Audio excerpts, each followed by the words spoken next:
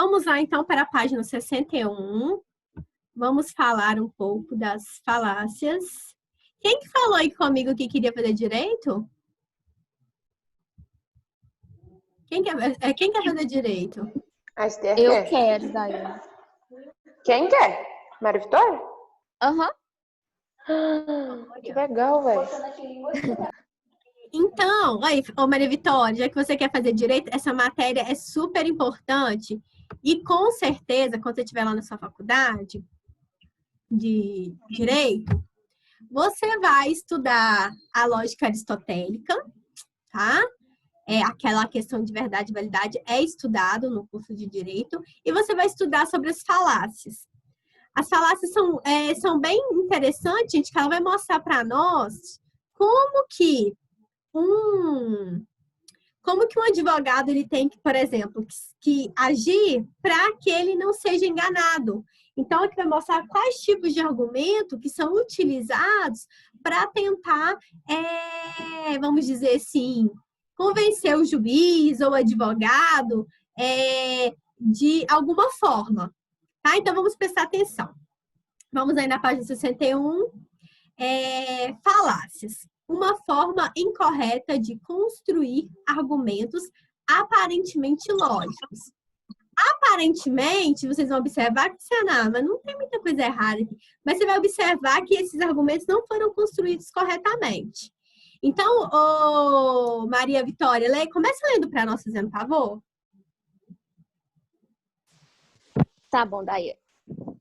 Falácia é um termo empregado para se referir a um argumento que é problemático por algum motivo, não podendo ser considerado correto. Identificar as falácias nos argumentos pode se tornar um mecanismo magnífico para livrar os homens de falsas ideias. Podem marcar aí, gente, no material, esse significado aqui das falácias. Tá bom? Agora, Amanda, leia para nós sobre as falácias formais e as informais. Depois eu vou explicando para vocês. Peraí, Daiane. Tá, as falácias formais e as informais, todas? Tá. As falácias formais ou falácias lógicas consistem em um raciocínio que traz uma falha na estrutura do argumento, o que resulta em uma sentença logicamente inválida. Como quando temos o argumento: alguns homens são mortais, Sócrates é homem, logo Sócrates é mortal. No exemplo anterior, a primeira premissa deve ser geral, mas é particular. Dessa forma, o argumento pode ser considerado falácia formal. Sendo assim, todos os argumentos que não obedecem às regras do silogismo ou da introdução podem ser denominados falácias formais. As falácias informais... Só um minutinho, Amanda, só explicar aqui, depois você lê o outro para mim, por favor, beleza. Tá? Então, gente, por que aqui a gente pode dizer, por exemplo, né, que essa falácia aqui, né, que esse argumento aqui, ele é inválido? Porque aqui está utilizando o termo alguns homens, né? Então, vai que Sócrates não está inserido dentro desse grupo de alguns homens. Então, aqui está, é inválida, por quê? Porque o Sócrates, na verdade, né, o termo teria que ser todos os homens são mortais, e não alguns, porque às vezes Sócrates não está inserido dentro desse alguns aqui, tá bom? Pode ler o próximo, Amanda. Tá, as falácias informais podem apresentar uma forma válida em sua estruturação, mas devido às características de sua estrutura ou significado também são consideradas formas incorretas de pensar. Segundo as regras da lógica, suas premissas não são fundamentais para a conclusão.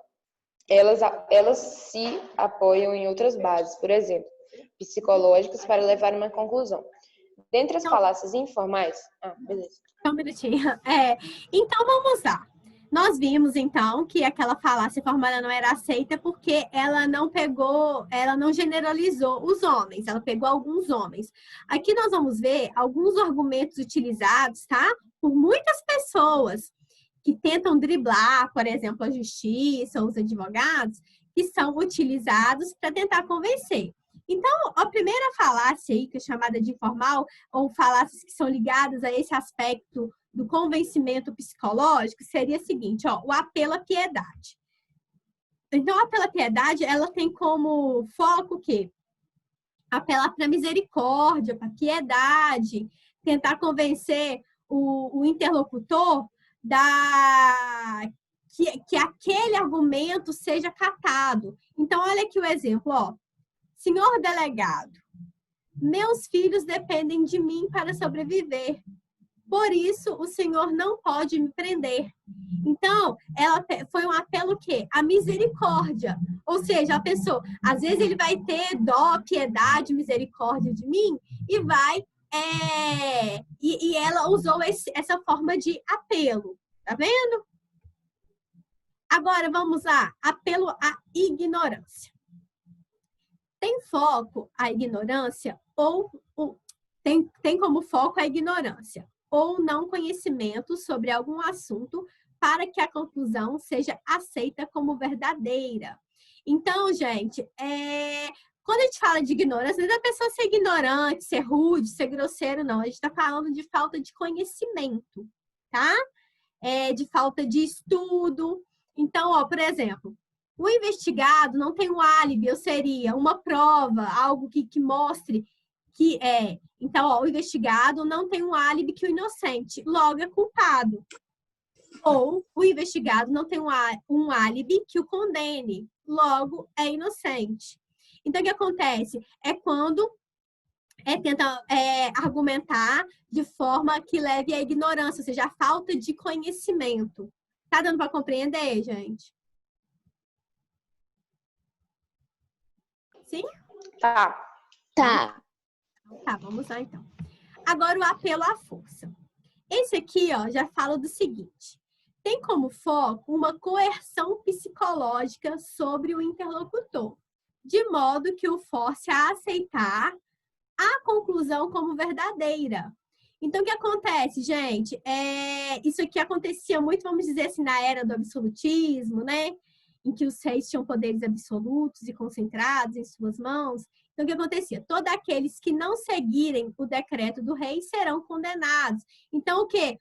Apelo à força. A gente pode também falar, por exemplo, de uma ditadura, que as pessoas, elas aceitavam as regras, as leis, não porque era a ideologia delas, mas elas aceitavam porque era imposto por meio da força. Entendeu? Vamos lá, então. Apelo à autoridade. Esse aqui é ótimo, ó.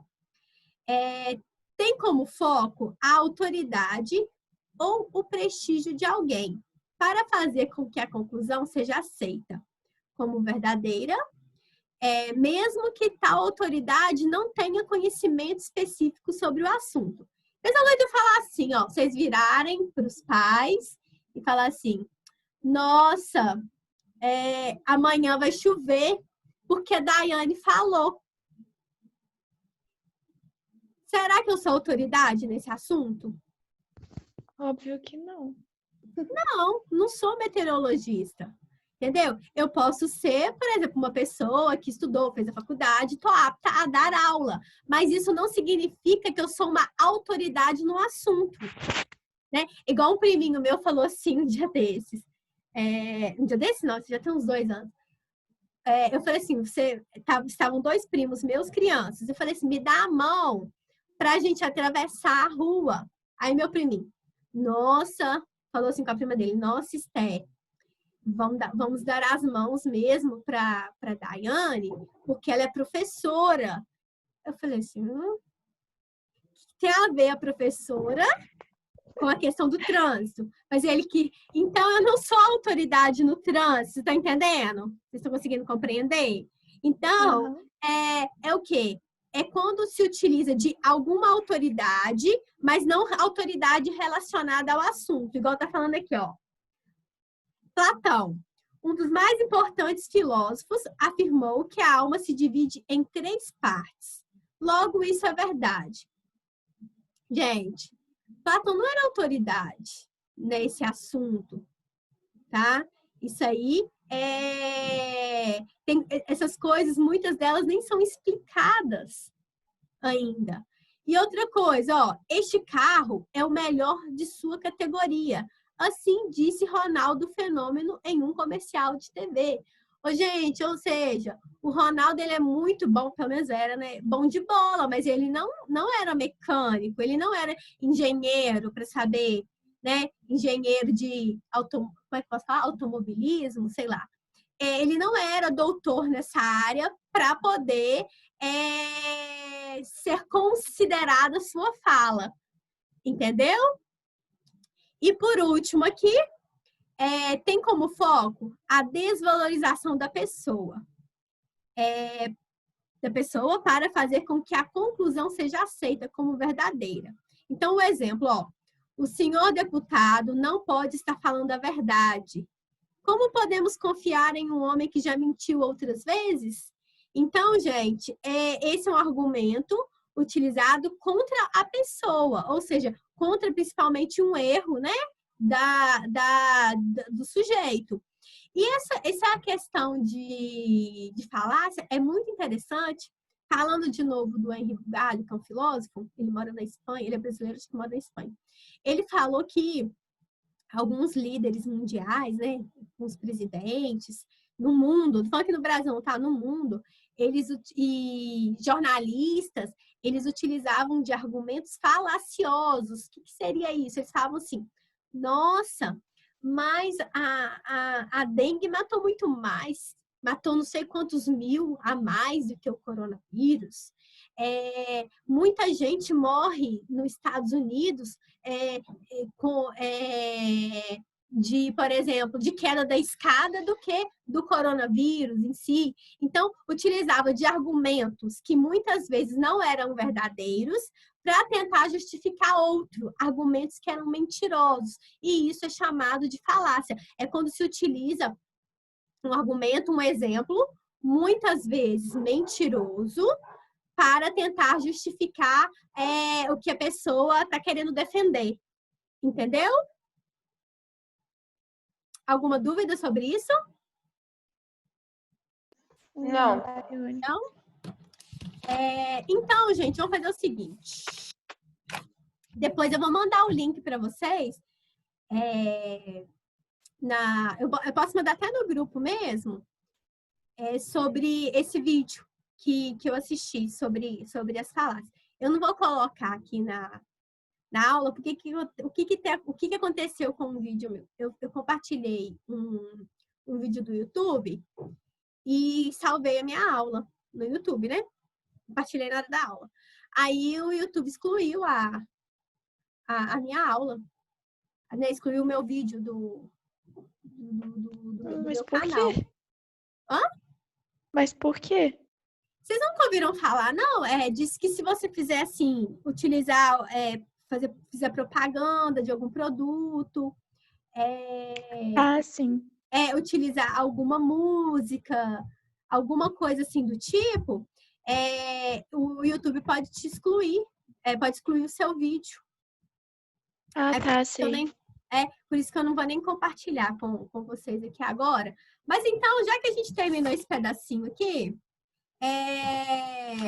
eu vou falar um pouquinho com vocês do seguinte. Não, vou terminar de ler aqui, ó, na página 63. Ô, Duda, leia para nós, fazendo favor, a essência. Eu? Ajudei. Tá dando pra ouvir direitinho? Eu fui pega de surpresa, rapidinho. Eu fui pega de surpresa para dessa aula, me avisaram agora, né? Aí, sim, vocês Ah, tá. colaborar, né? Pode ler? Uhum. A essência do aprendizado é sempre descobrir coisas novas e esclarecer dados como verdadeiros ou falsos. Em muitos casos, a intuição é quem dá embasamento para discernir a verdade, mas em outros casos este sentido pode ser enganador, pois experiências, comparações ou mesmo analogias nem sempre são suficientes para obter o conhecimento verdadeiro. Para provar alguma coisa, sustentar uma opinião ou defender um ponto de vista sobre algum assunto, é preciso argumentar, ou melhor, é preciso apresentar justificativas convincentes e corretas que sejam suficientes para estabelecer, sem deixar nenhuma dúvida, se uma determinada afirmação é verdadeira ou falsa.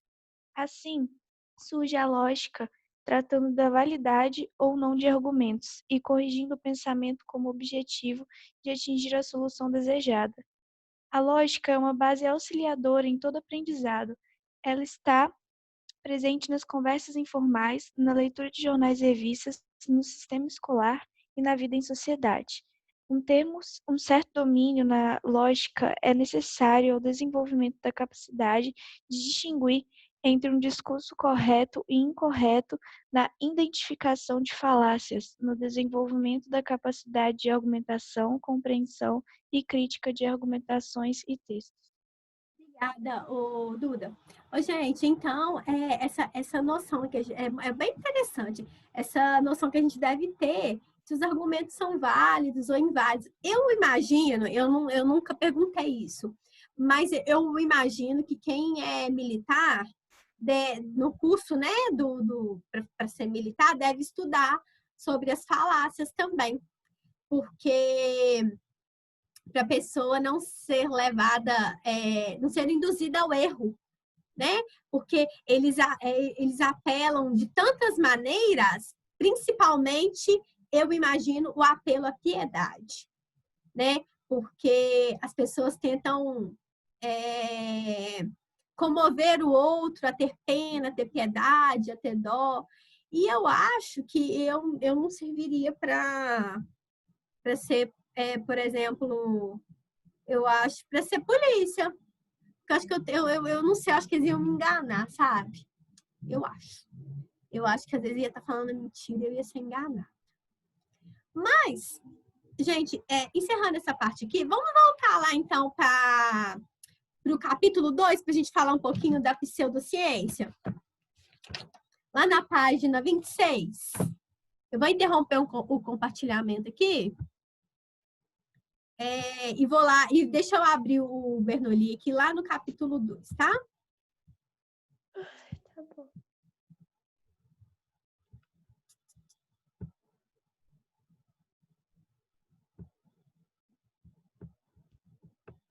Alguma dúvida, minha gente?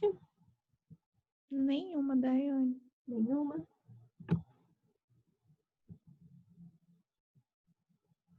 Duas aulas seguidas, assim, do mesmo professor é ruim, né, gente?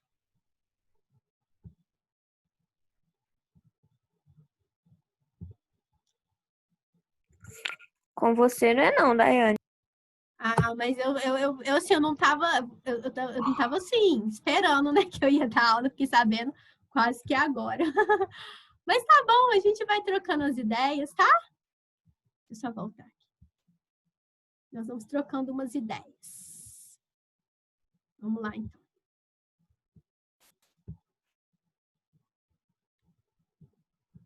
Ué, gente, que é isso? Você travou a aula? Acabou? Como é que é?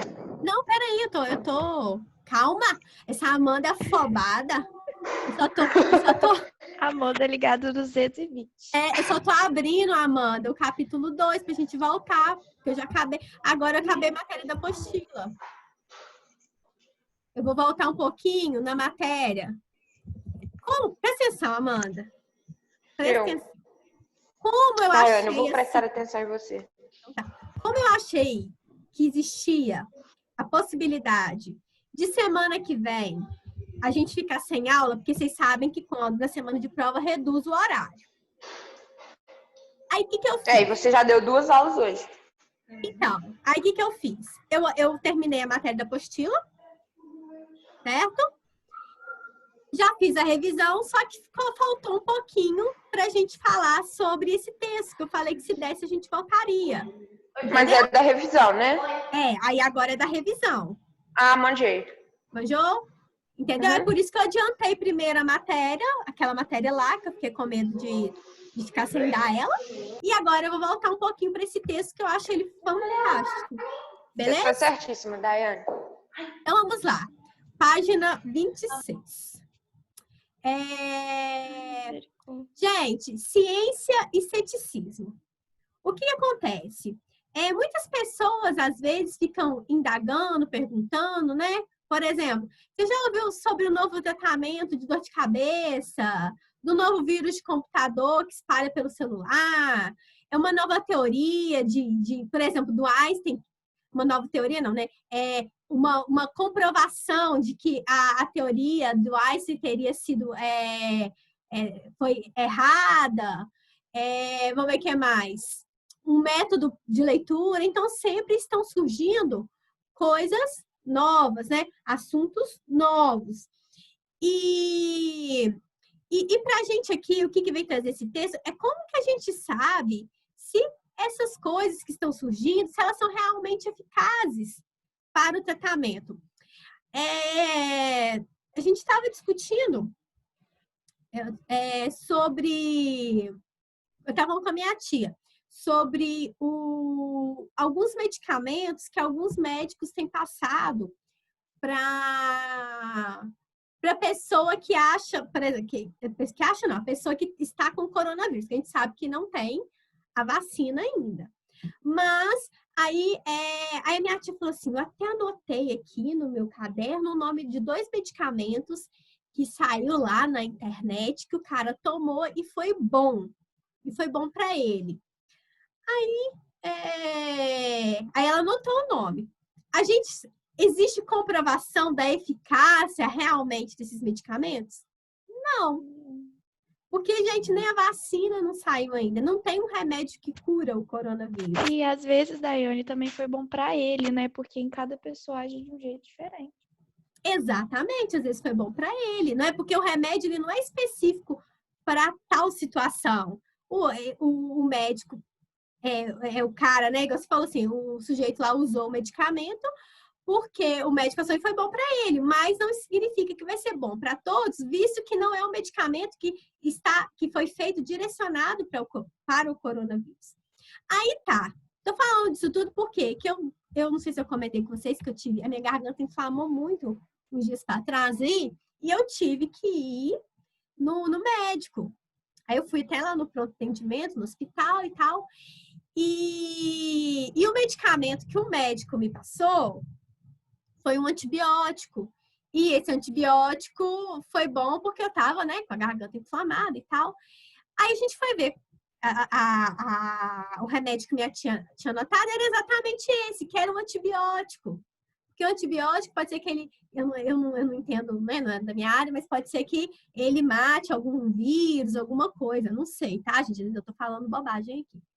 Então, o que? Nós estamos na era, por enquanto, do achismo, porque não tem comprovação ainda não existe medicação para o coronavírus. Entendeu? Então, continuando aqui, nesse livro que foi escrito O Mundo Assombrado por Demônios, a ciência vista como uma vela na escuridão. Esse filósofo aqui, gente, ele estabeleceu uma forma muito bacana de detectar algumas coisas que parecem que são verdade, mas, na verdade, são mentiras. Existem falhas, que é chamado, gente, essa ciência que tem cara de verdade, mas é mentirosa, é chamada de pseudociência. Tá aqui, ó. Pseudociência. Igual quando existia estudo para tentar comprovar que o negro tinha o crânio menor e que era inferior. Então, esse tipo de estudo, né, que não tinha uma comprovação de fato, mas era cheio de palavras científicas tentando argumentar, mas na verdade não tinha comprovação, é chamado de pseudociência, tá bom? Então, vamos lá. De acordo com Sagan, há algumas ferramentas básicas no kit que devem ser utilizadas para analisar argumentos e afirmações que aparentemente são embasadas em experimentos científicos. Então, o que acontece? A pseudociência, elas utilizam, às vezes, alguns termos científicos, mas você vai ver que existem falhas nesses argumentos. Então, leia para nós aí, Rafael, por favor. Rafael, tá aí? Rafael... o Rafael falou que a internet dele tá ruim. Deixa eu ver quem. Quem vai ler para mim? Gente, já pedi a Duda, nem sei quem tá na aula. A Duda, a Amanda. Ana Luísa! Ô, Daiane, Oi, vou deixar, vou deixar. pode falar? Amanda que chamou? Não, era claro, mas pode deixar, já entendi. A Amanda não chamou não, Daiane. Ô, Maria Clara, você tá com o microfone, leia para nós. Tá bom. Aonde que parou mesmo? Ou é desde o início aí? Não, você pode ler aqui, por favor, algumas formas de a gente analisar alguns argumentos para a gente ver se ele é, né, se as teses são verdadeiras ou falsas, a partir dos pontinhos. Sempre que possível, deve haver uma confirmação independente dos fatos. Deve-se estimular um debate substantivo sobre as evidências, do qual participarão notórios partidários de todos os pontos de vista. Só um minutinho. Usa- Só um minutinho. Sempre que possível, deve haver uma confirmação independente dos fatos. O que seria independente? De outras pessoas, de outros grupos. Então, por exemplo, um laboratório criou uma fórmula de um medicamento para o coronavírus, um exemplo. Então, deve existir uma análise não só desse laboratório, mas de outros grupos, tá? Ô, gente, deixa eu falar com vocês. Tá faltando 10 minutos. Se eu nem gastar os 10 minutos, eu termino um pouquinho mais cedo. Vocês têm outra aula? Vocês têm mais Não. aula? É só Não? essa. Hã? Não. Então tá. Aí se eu terminar aqui, porque também já vai ter terminado a matéria, eu vou deixar só um exercício para vocês fazerem. Depois eu vou mandar a correção eu mando no próprio... Eu mando no grupo ou eu mando lá no WebGIS. Depois eu mando a correção para vocês. Então, vamos lá.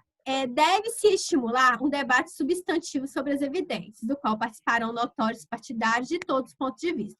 Então, tem que participar gente, né, pessoas de vários pontos de vista. Por exemplo, se aquele medicamento, né, ele vai ser benéfico ou vai ser maléfico, se os efeitos colaterais vão ser muito grandes, né?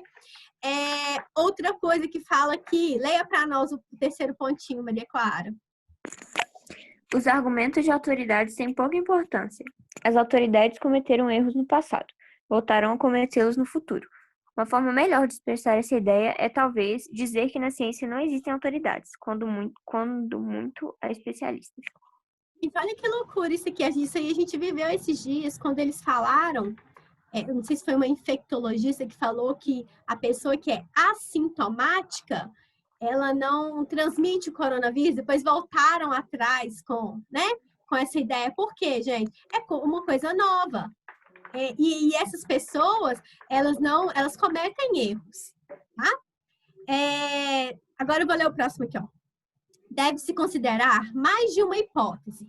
Se alguma coisa deve ser explicada, é preciso pensar em todas as maneiras diferentes pelas quais poderia ser explicada. Então, deve-se pensar em formas de derrubar sistematicamente cada uma das alternativas. A hipótese de sobreviver a essa seleção natural tem maiores chances de ser correta. Ou seja, o que acontece? Eu tenho que pegar uma tese lá da ciência e tentar falsear ela. Ou tentar o quê? Vamos supor, tem a tese, né? E tem as várias... vamos dizer, um item... E tem várias teses, várias coisas explicando sobre esse item. Então, tem que tentar, gente, falsificar alguns daqueles itens, tá? Tentar analisar ali e tentar mostrar que algum daqueles argumentos, né? Alguma daquelas explicações são falsas. Vou aqui para a gente terminando, tá, Maria Clara? Obrigada. Não se apegar demais à sua própria hipótese. Deve-se buscar razões para rejeitá-las. Se não fizer isso, outros farão. Então, gente, a gente tem que pensar que a gente também erra. Então, se eu sou uma cientista, eu não tenho que ficar agarrada na minha hipótese e não considerar outras ideias. Aqui, os dois últimos. Quantificar sempre que possível. Aquilo que é vago e qualitativo é suscetível a muitas explicações. Então, gente, eu não posso deixar muitas possibilidades, né? Eu tenho que tentar enxugar ao máximo a minha pesquisa. E por último aqui, se há uma cadeia de argumentos, todos os elos da cadeia devem ser válidos. É isso que eu estou falando, a cadeia de argumentos, né? Inclusive a premissa, não apenas a maioria delas. Então, a gente vai ver, eu acho que na apostila do último bimestre, a gente vai ver sobre isso. Tem uma tese, aí tem vários argumentos sobre essa tese, né? Sobre algo que é pesquisado. Então, a ideia é você analisar todos os argumentos, não só os que você acha mais importante ou menos importante. Ok, galera? Ok. Ok. Alguma dúvida? Não, Daiane, tá de boa. Não? Tem certeza? Vou passar depois, gente, para vocês. Eu vou analisar aqui qual é o exercício que eu vou passar sobre as falácias, tá? Provavelmente vai ser a atividade 6, a página 65. Mas aí eu coloco lá no grupo, tá bom? Tá bom? Beleza, Daiane. Então tá, gente, eu vou encerrar por aqui, porque eu já acabei a matéria. Vou encerrar um pouquinho mais cedo. Beleza. Tá? Então tá. Beijo, bom final de semana. Estudem para a prova. Qualquer dúvida, eu estou à disposição, tá? Tá.